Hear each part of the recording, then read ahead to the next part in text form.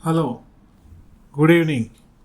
Welcome to ARS news channel. April 7, 2025 నాటి భారతీయ stock market news తెలుగులో. మార్కెట్లో భారీ పతనం, ట్రంప్ టారిఫ్ ప్రభావం. అమెరికా అధ్యక్షుడు డొనాల్డ్ ట్రంప్ ప్రకటించిన దిగుమతి పన్నులు, టారిఫ్లు ప్రపంచవ్యాప్తంగా ఆర్థిక మార్కెట్లలో కలకలం రేపాయి. ఈ ప్రభావం భారత్ మార్కెట్ మీద గట్టిగా పడింది. Sensex Nifty trend. Bombay stock exchange Sensex 2226 పాయింట్ల నష్టం, 3% తగ్గి 73,137 వద్ద ముగిసింది.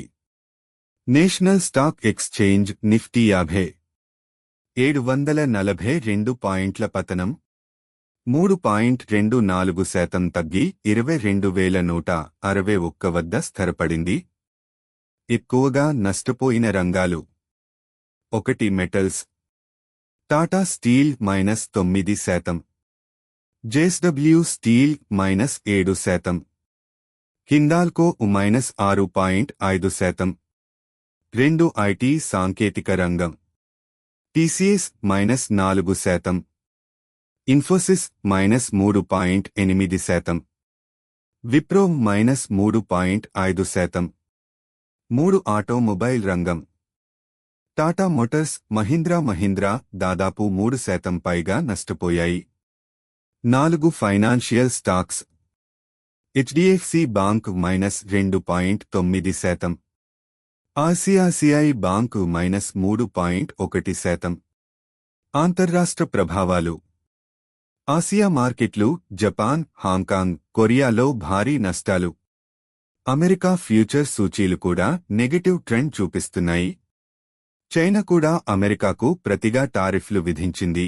ఇది మరింత పేగుబడి సంక్షోభానికి దారితీసే అవకాశముంది. రూపాయి విలువ పడిపోయింది. డాలర్తో రూపాయి మారకం విలువ 85.83 వద్ద ముగిసింది. ఇది గత 3 నెలల్లో అత్యంత నష్టం. నిపుణుల అభిప్రాయాలు: ట్రేడర్లు, ఫండమెంటల్ అనలిస్టులు మాట్లాడుతూ, ఇది తాత్కాలిక పతనం మాత్రమే అయినా అమెరికా టారిఫ్ వ్యవహారం కొనసాగితే దీర్ఘకాలిక ప్రభావం ఉండొచ్చు. బంగారం మరియు సురక్షిత ఆస్తుల సెఫ్ హేవన్ ఆసెట్స్ వైపు పెట్టుబడిదారులు మొగ్గు చూపుతున్నారు. మార్కెట్ రికవరీకి ఆసరా ఉందా? నిఫ్టీ 22,000కి దగ్గరగా నిలిచినది సాంకేతికంగా పాజిటివ్ సంకేతం. అయితే వచ్చే రోజుల్లో అమెరికా పాలసీల దిశే మార్కెట్లపై ప్రభావాన్ని నిర్ణయించనుంది.